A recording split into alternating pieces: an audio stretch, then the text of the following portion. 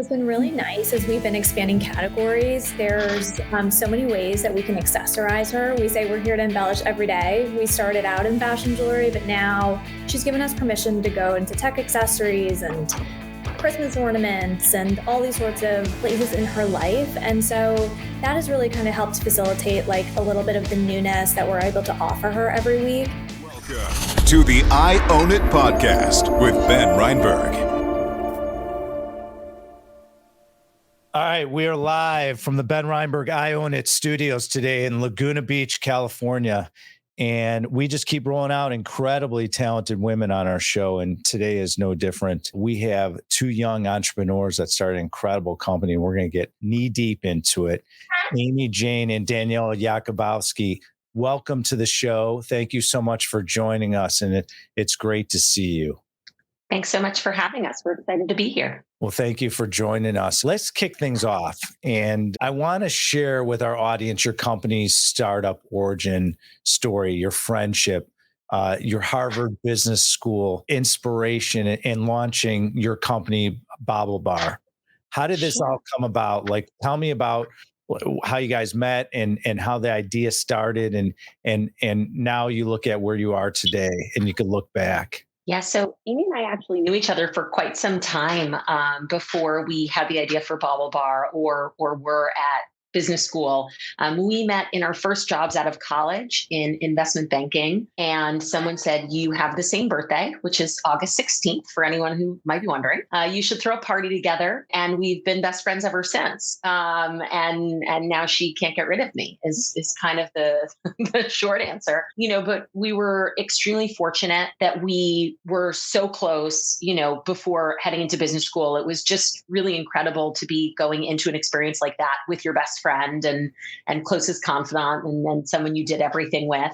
And during our time at school, we just had this idea and vision for a company that would design and produce really incredible accessories that celebrate what we call our passions and pastimes.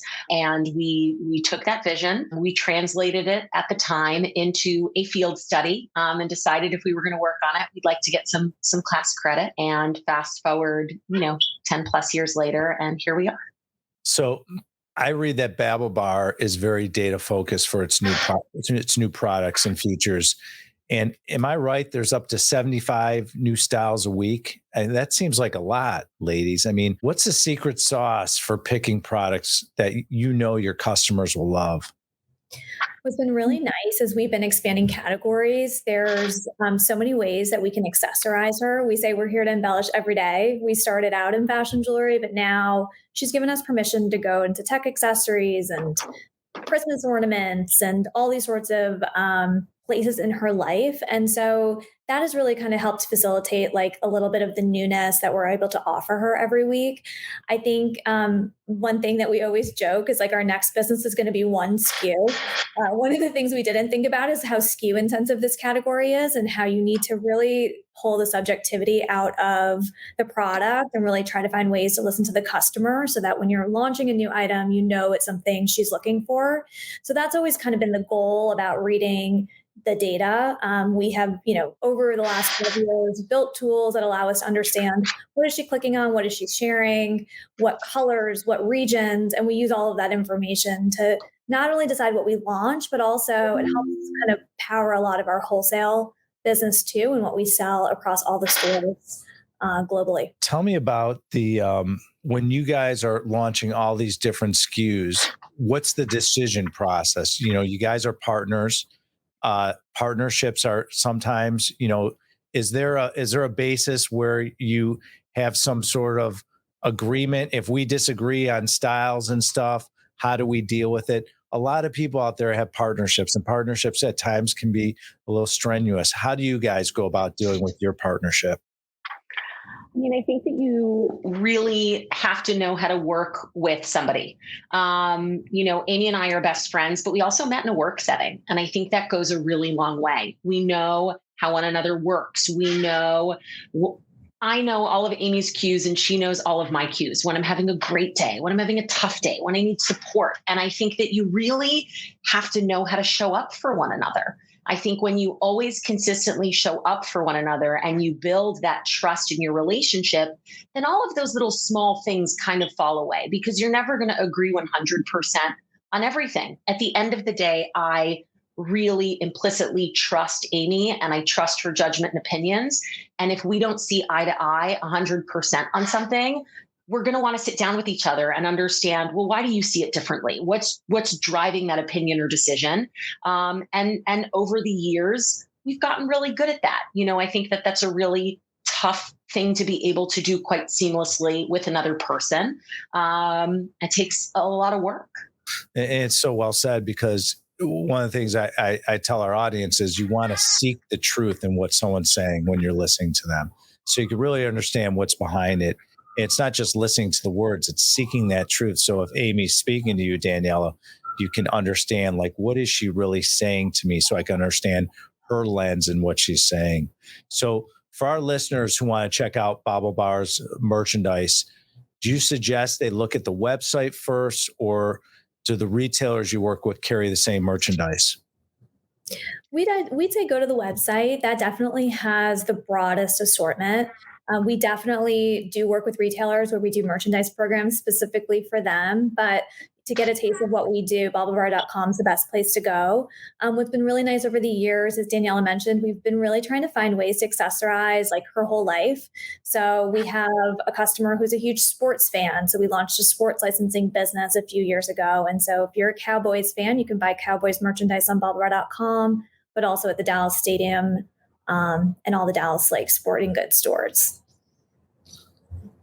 What retailers are you guys in right now?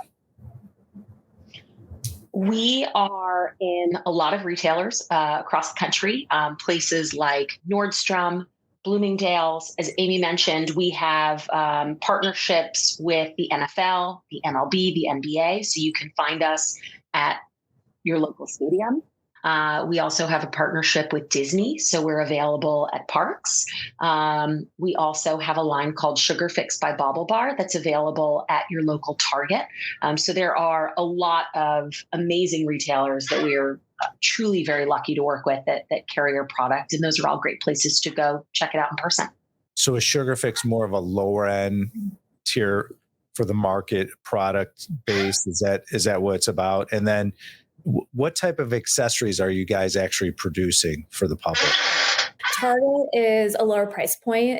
It's everyone has a certain amount that they want to spend on the accessory. And what's been really amazing for us has been able to partner with Target for the last 7 years to service that customer who, is there with their children, picking up milk and bananas and wants to treat herself, and to be able to be in all 1,900 doors for the last 7 years and, be in that moment where she can grab her earrings for dinner with her girlfriends has been incredible.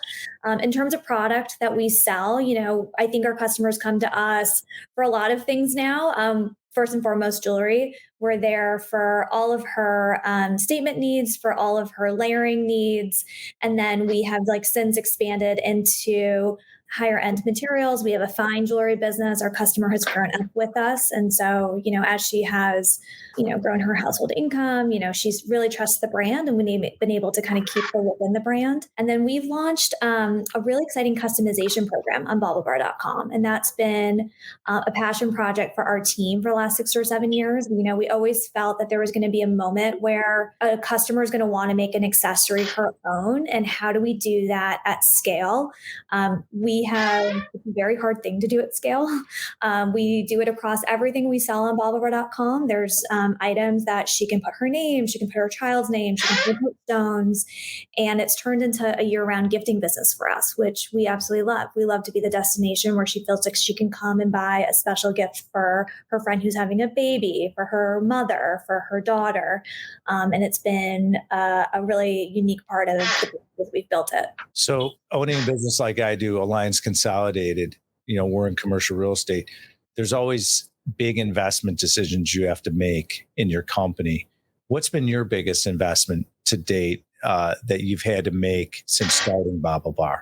Well, I think that there are answers that to me seem relatively straightforward in terms of, what was a large investment financially, which given that we have a very large web presence and we have a large operation. We fulfill and ship all of our product in-house. We don't outsource any of that.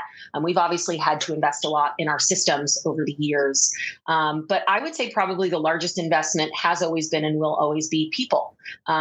Perhaps not always so much from a financial perspective, but certainly from a time and resource perspective. I think we always feel that that is the absolute best place where Amy and I can and should be investing our time and resources, because that's what really, I think, helps you scale is when you bring in the right people, you train them on all of the things they need to know about your business so that they can take more things off your plate and really help you make better decisions and push things forward. So I'll ask each of you, what's your favorite kinds of jewelry to wear? I'm a bracelet gal.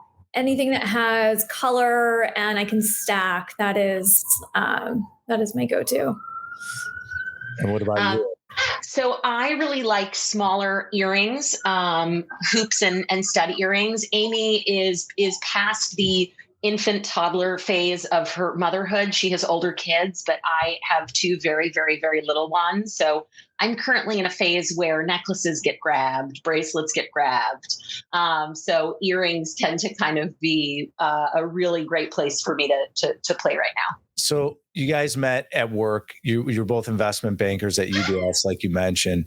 When you were back there, what industries were you focused on? I worked in the healthcare group, so quite different from where I am today. And Amy was in the consumer group.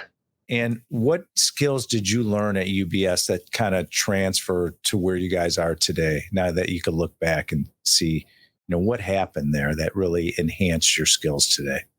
Well, I think investment banking analyst programs have very much changed over the years, as we've heard. But I think, during our time, I mean, my goodness, like you learn to have some pretty thick skin. It pushes every aspect of your being. We used to joke we'd get to the office at 9, but you get your work at 11 p.m. And so, the stamina that requires, but also I think the exposure we got, we got to learn about businesses through a vantage point that now, we joke, someone could be in a meeting and run us through a business decision. And we could run through the 3-statement impact in our head in 2 seconds. And, it's been a very, very helpful skill set from that perspective. So let's talk about when you get your first big paycheck at BaubleBar, that lump sum that changes the course of your trajectory in business. Did you make any big purchases when that event happened, and how did you invest that money? That's a really good question. I don't know what we did to celebrate. This is how simple people we are. All right, let's hear it.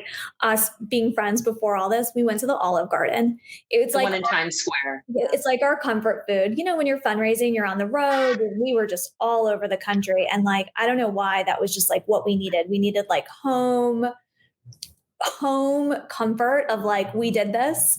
But it's so funny when you're going through it, it's raising the money is obviously the milestone you get to, but then when that happens, you just feel like there's all these things you have to do immediately to put the money to work. You have new investors that have expectations and goals you're trying to reach. I think we've gotten a lot better over the years of slowing it down and really acknowledging and appreciating what we've accomplished. I think that maybe comes with experience. We certainly were very bad at it before, but yeah, no big personal purchases. Yeah. Now that you guys are successful, where are you investing these days? We have a lot of listeners that always look for different investments and understand the decisions. Have you done any real estate investing? I am a commercial real estate guru. That's what my career is based on. We own medical properties, Daniella, and other office, industrial, and retail properties throughout the United States. And have you guys done real estate investing, and what type of investments do you lean to? I mean, obviously working at UBS, you're probably exposed to a lot of different vehicles out there. Is there a certain appetite you have out there now that you guys have this success and know that you got to diversify your cash? Yeah, I think for us, in the same way that you really gravitate towards real estate investing, I do think people tend to gravitate towards things that feel a bit familiar and that you feel like you can really diligence and understand. So, I think we've had some opportunities to be angel investors in different startups and companies that we really believe in, different founders that we really, really, really believe in. Having, built BaubleBar to where it is today, I think that's definitely an area where Amy and I both feel really comfortable, which is talking to other entrepreneurs, talking to other founders, hearing their ideas, hearing about how they plan to go execute them, and being able to help other founders is a really fun and exciting space for us. So, ladies, the name of the show is I Own It. It's owning every aspect of your life, which you both do. And as you know, we are always works in progress, and we always will be. Can you both share a recent example where you realized you had it wrong and you didn't own it fully? Where do we start? I think what's been really nice about mine and Daniella's like timing in life is I had kids a little bit earlier than Dee. And vice versa. She's had milestones earlier than me, and we've been able to kind of leverage each other's experience to prepare one another. I think navigating that's really hard as a working parent. There's so many trade-offs you're constantly making. And you never kind of feel like you're in the right place where you're not where you're supposed to be when you're supposed to be there. But I think just acknowledging it and knowing you're trying your best. I think that one of the greatest things, at least for parenthood for both of us, has been as a founder, you always feel like you need to be spending every moment in your business. But when you have a family, you like physically can't. And I think it's helped us prioritize our time. It's helped us realize that there was activities we were doing that maybe necessarily weren't pushing the business forward. We're just us thinking that we were. So that's been a great learning for both of us. Daniel, what about you? It's a good question. I'll give you a recent example. So, and this sort of plays, I think, a little bit into some of what Amy, mentioned. One of the things that I think can be really tough, in particular as a working mother, is I do think that most people just assume that all elements of childcare generally naturally gravitate towards the mother. So when you have a heterosexual couple and both parents work, it can be really hard, just to be candid, because as the mom, you're going to do your job, but then you're also going to take the lion's share of domestic responsibilities. And that comes with its own set of sometimes, frustration and difficulty in a relationship. And my husband and I were discussing some work trips that he had coming up. And, one of the things that's tough is really thinking about how to sometimes put aside things that are going to be hard for you personally so that you can be a good supportive partner. And in the moment that we were talking about it, I didn't quote own it. I was kind of a brat, to be honest. I hope he listens to this because this is the apology that he is getting. I did not give him an apology when we had this discussion. And I was kind of a brat. Wait, hold on one second. What's his first name? Jeff. His last name isn't Yacobovsky. That's my here you go. name. We're ripping it out of her, and this is for you, my friend. Jeff, go ahead. I didn't own it, and I should have in the moment apologized and acknowledged that we both work hard. We both really care and about what we do for a living, love what we do for a living, and sometimes that means that you have to lean on your partner to take more of the burden as it relates to the kids. And I didn't do it for him in that moment, but you better believe I'm going to do it for him for the first 2 weeks of September. So I am sorry. Well said. Ladies, what is the best way for our audience to engage with you and follow you and understand what you do, whether it's, men buying their significant others, girlfriends, wives, gifts to birthday gifts, whatever might be special occasions, they can go and follow your product and get into your universe. What is the best way to be engaged with you guys in your company? I think our social media presence is just a lot of fun. So I hope folks will find us, at BaubleBar on Instagram, on Threads. We are always sharing really fun sneak peeks into sort of the new stuff that's coming out, talking about new launches, getting feedback on what people want to see. So if you see something on the site and you love it and you just wish we had a different color or a different size or a different something, we really do, as you mentioned, Ben, we are very data oriented. So we do take that feedback. We go through it together as a team and we make adjustments to the assortment. And so we really love to interact with our community on social. So in this economy, we see rising interest rate, gas prices, supply chain costs, cost of goods. How has that impacted your business? Because in commercial real estate, we are being impacted by rising interest rates. We see, it lags behind the stock market. It affects values of properties throughout the country and regions and building materials. We see it all in commercial real estate, what's going on in this economy and where we see things headed with trillions of dollars in 2024 of loans coming due and what people are worried about forthcoming with a lot going on in 2024 in this country. How has that affected your business, the rising cost of supplies and oil and gas and interest rates rising? And does that affect your consumer? And what are you seeing out there from your business? So we have lived it all. Everything that you just said, we have seen and we've had to work through. I think one of the nice things in our business today is we sell accessories across all price points, and that has been a great thing for our team because we always say we're there to meet the customer where she's at. And if a $50 piece of jewelry is a little bit outside of her comfort zone right now, well, we have a $15 piece of jewelry and it's amazing. And so I think the diversity of price points, the diversity of categories and being able to be there for various accessory purchases has really protected the business. In terms of rising costs, I mean, we kind of joke it's a game of whack-a-mole right now. And so we're just trying to make sure we don't miss something. Our team's jumping on it right away. And it's been a roller coaster. But keep talking about our team. We have like the greatest team. Many of them have been with building the business since the beginning and like it's very much their business. And their eyes on everything and bringing things to everyone's attention. And we all get together and we work through it. But we have a lot of respect for all of our friends that are out there trying to manage through it as well. So, okay, ladies, so we're going to wrap up with our 3 questions. Are you ready? Sure. All right. You're in Laguna Beach with me and we have a couch. And I would say both of you get on the couch, kick off your shoes, relax.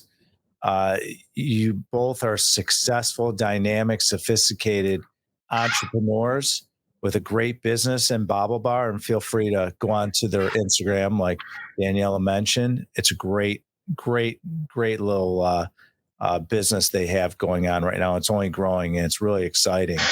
And so I would say, okay, ladies, roll back to when you were 16 years old and remember those days and now who you are today. If you could go back and speak to yourself, what advice would each of you give to each of yourselves if you can go back in time? I think for myself, I always thought that I needed to follow a certain path to get to this place where I was going to find my dream job. I did finance, banking, business school, and I think there might have been a shorter path. And obviously our parents have been so encouraging with this journey and of course our spouses. But looking back on it now, I wish I had been way more comfortable. My advice to myself is, you know your skill set, your work ethic, you're going to figure it out. You have so many people around you that are there to support you. And there were a lot of ways I could have gotten to my dream every day faster without feeling I needed to kind of follow the traditional steps to get there. And Daniella, what would you share with yourself? Well, from 16, first, I would say you're about to get a driver's license. You are going to be just a truly horrendous driver for the next 4 years. So please spend a little more time practicing that because you are going to mess up a lot of cars. But truly, I think the advice I would really give myself, and unrelated, by the way, is slow down. Metaphorically, slow down. What are you in such a rush for? I think that especially when you're young, there is this pressure to get everywhere, and do things and accomplish all your goals and do it quickly and get it quickly and be there fast. And I have all these big things I want to accomplish and, be calm and confident knowing that you will achieve the things that you want to achieve. And don't forget to slow things down and enjoy the journey. Well said. It's so true. I mean, when you can slow things down, you really can speed things up in your life. And I encourage anyone in business, whether you're an entrepreneur, just starting out a business or having an existing business, is slow things down. Be a good listener, see the big picture and take your time, because when you do that, what ends up happening is the output is a lot stronger. It's a lot better. It's more beneficial to the people not only you do business with, but the people around you. So it's a great message. I appreciate that from both of you guys. So it's our last day on earth, and it's just the three of us. Okay. And it's your choice. It's our last meal together. What are we eating and what are we drinking? I'm having tacos and margaritas. Oh, baby, I love that. What about you? Okay, this is a good question. I am having a bottle of 2006 Ovid, and I am getting a toasted bagel with cream cheese and the thinnest sliced pastrami lox from Zabar's that someone can cut for me. So whichever of the three of us is the best at doing that is going to have to slice it like razor thin. Where's that place located? Zabar's, Upper West Side, New York. Oh, okay. Fantastic. A little free promo for them. I like it. So in our studios, lady, we have a black door, and we have a grand piano. We have a drum set, and we have electric and acoustical guitars in studio. And if you're ever in Laguna Beach, feel free to stop by. More than welcome to. And so if you could have any musician or band, they could be deceased or living, walk through that black door and play us a song. And I'll let each of you have your own selection. It doesn't have to be a collective. Amy, we'll start with you. Mine's Elton John. Elton John, and what song is he playing us? Oh goodness, all of them? Oh, we only have one. We don't have enough time. Oh my goodness. Naming the song is going to be difficult. I could sing it, which no one wants. I'm very bad at singing. Go ahead. No, I'm not going to sing it. Why not? But I live for it. I saw Elton. I saw him at performance a couple of times, and my gosh, the joy. And Danielle, what about you? Beatles and Blackbird. Oh, fantastic song. Ladies, thank you so much for coming on the I Own It Show. Really appreciate it. If you're interested in listening to more episodes like this that Amy and Daniela just dropped on us, drop that right-hand button and click subscribe. Click the like button as much as possible so we can say out there in the ether, let it go viral. To follow me, go to benreinberg.com.